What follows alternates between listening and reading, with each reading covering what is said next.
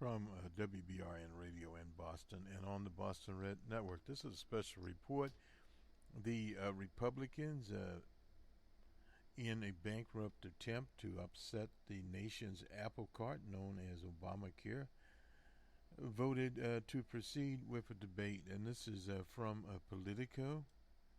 This is a very weak situation here that Senate Republicans voted to open debate on repealing Obamacare, dramatically revising an effort that many Republican lawmakers left for dead just a few days ago. Well, it was effectively dead. Now, this is the breakdown.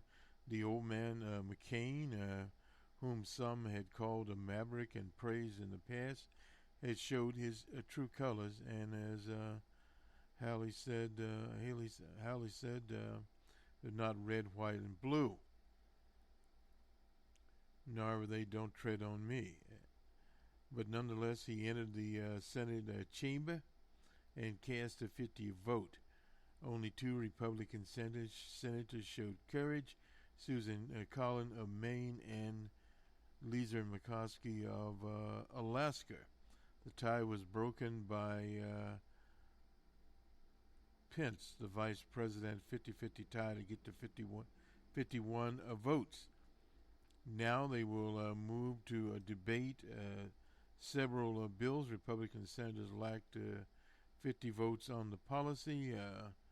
Moderates oppose repealing Obamacare without a replacement. Conservatives don't like the idea of a significant replacement. There's a thin down, a skinny bill idea going around from 2015 there.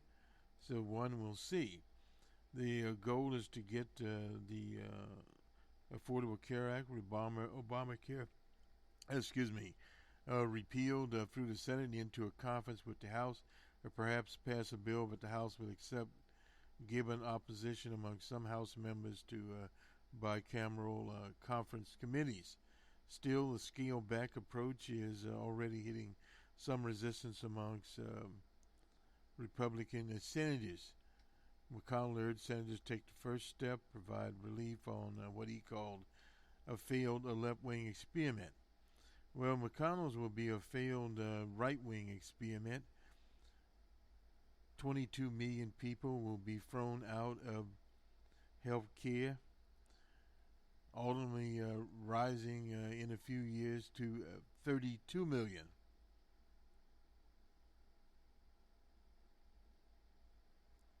The fate of the vote was uncertain as early as this morning.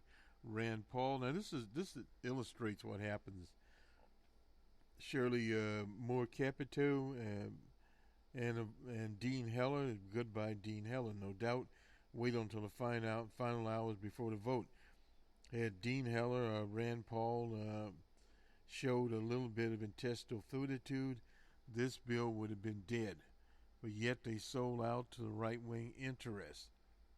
Period. Paul's vote was conditional on the party agreeing to move quickly to vote on repeal without replacement. The other amendment would be a leadership-designated repeal and replace bill. He said Heller's support for whatever emerged later. If the final product isn't improved for the state of Nevada, then I will vote no. If it is improved, I will support it. Capito said she's committed to reforming our healthcare system while also addressing her concerns, which have centered on Medicaid in West Virginia. They need Medicaid. There. Johnson declined to reveal how he would vote up to 20 minutes before. No comment, he said. I guess Johnson is the one from Wisconsin. He doesn't have anything to worry about. He just got reelected. If we can get the bill through the Senate, we can start negotiation with the House. That's from John Cornyn. He's from Texas. I don't know if there are 50, but I know I'm going to vote for something that's a scaled-down version.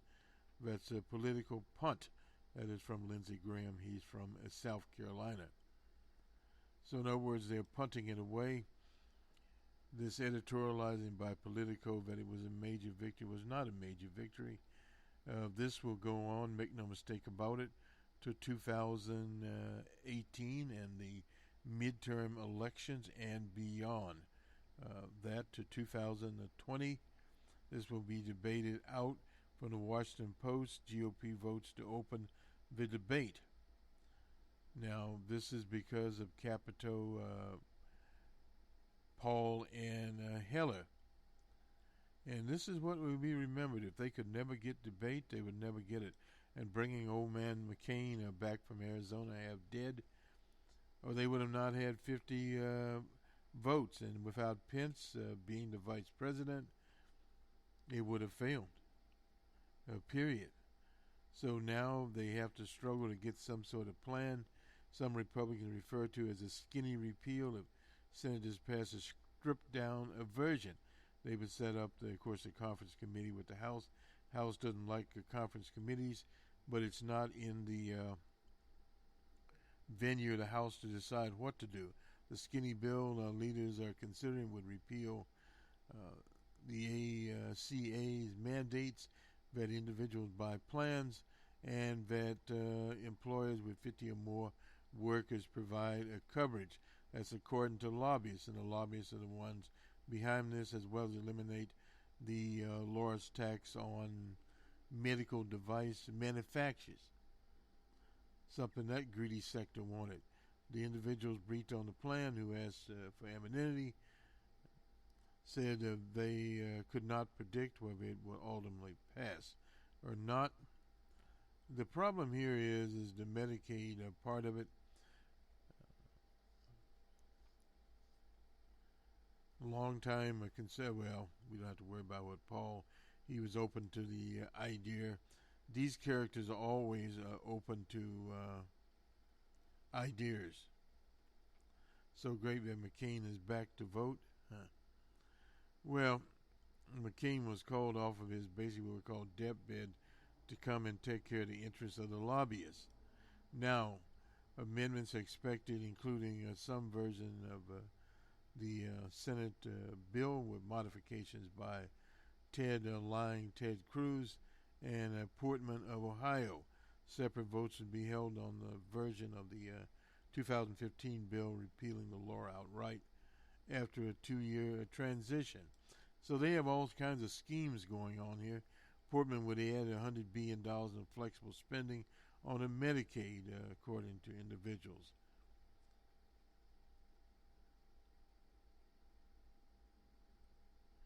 Now, this 50-50 thing here, if they lose one more senator than the two that did not, it is dead. Lisa Murkowski and the senator from Maine, Colin. Now, those are the ones there. Several Medicaid expansion states.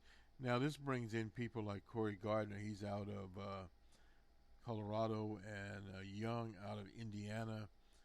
And Portman held one of their major meetings on Monday night, left the meeting headed straight from McConnell's office. So, in other words, more modification will come. Will the conservative Republicans swallow it? They will be forced to. So the only one there, they call a centrist, was Susan Collins, and she's of Maine. She held her ground. Lisa Murkowski held her ground. She just had re-election, and so did Collins. So in other words, there is no political vulnerability involved in this particular skirmish for them. So that is where they are.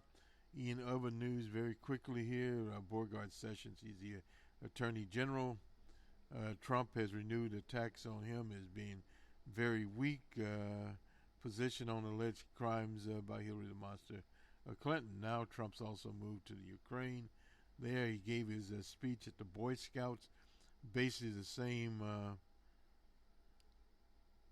old type of monologue that he won the election. I'm an Eagle Scout, but I'm glad wait a minute. Oh, this is somebody wrote this.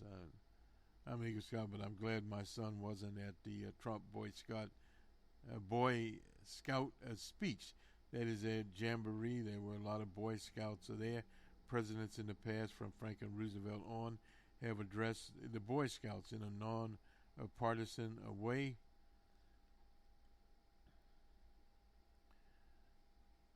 He predicted that the media would underestimate the size of the crowd at Jubilee.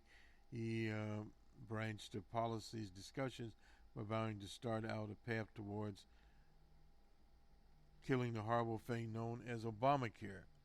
He even went so far as to interpret a recital of the Scout lore. A Scout is trustworthy, loyal. He began as the assembled Scouts continued to listen to the virtues which they all aspire.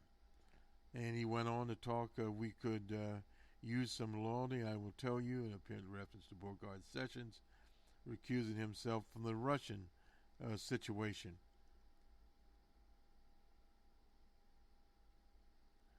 And he went on to say, my father had been affiliated, this is the writer of the article, since 1949.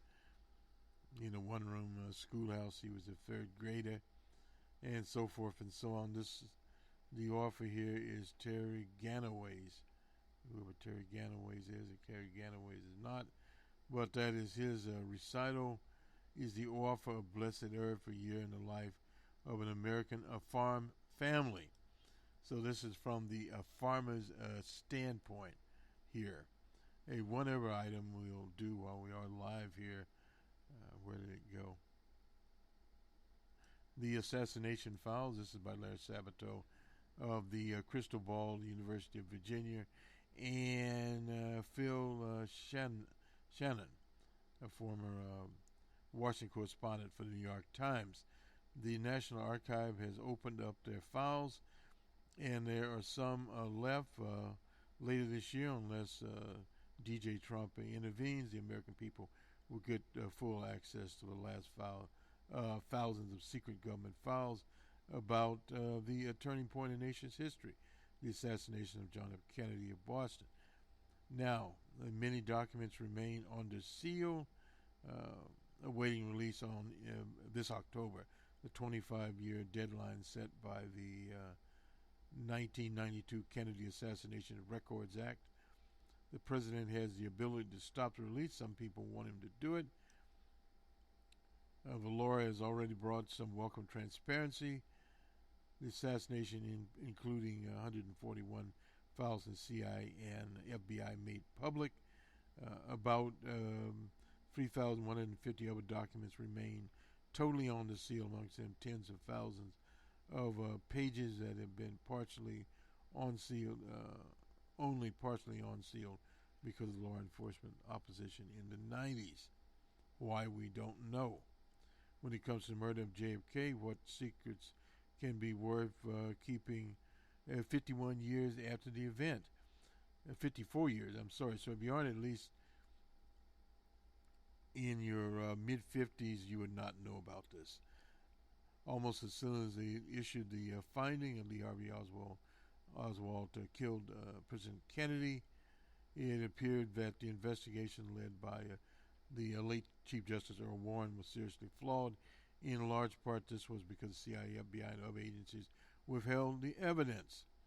And Oswald's what they call mysterious trip to Mexico City, that would be argued forever. And by the late 50s, opinion polls showed largely due to the shortcomings, Americans had rejected the official story. Trump's no stranger to promoting conspiracy theories. Well, he won't promote this one. He will probably go along, and I would not be surprised if he does not disclose these items. You never know with DJ Trump on the scene. Nonetheless, this will end our report. We will return soon and go from here.